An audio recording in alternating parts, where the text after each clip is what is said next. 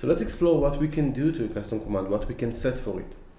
It can receive parameters in its constructor, for example, whether or not it's enabled, or a trigger that will trigger it, or a name, many things that we can send to it. For the end, we can also determine other properties, such as a shortcut. Okay? So let's just say a shortcut for it would be keys F7.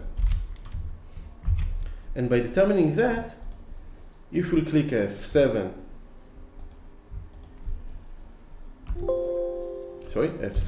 we will get that, and if we click the button, we would get it. Okay?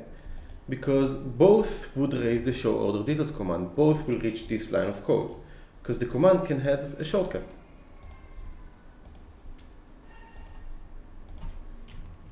Let's see the change. We've just defined the shortcut over here. And just like we can determine its shortcut, we can determine many other properties. I'll just go to one that is very useful, which is called precondition.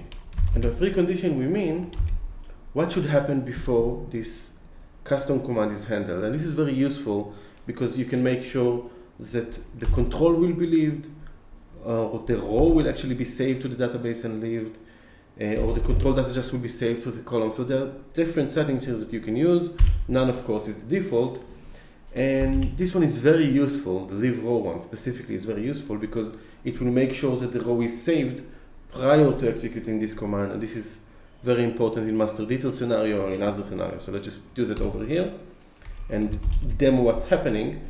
To demo that, let's just add an override for only row. Actually, yes, override for only row, and we're going to say the mbox live row. So we'll see that when we have this precondition, and we'll press F7, the row will first be left, and then it will go to the show order details, as opposed to when we don't have that,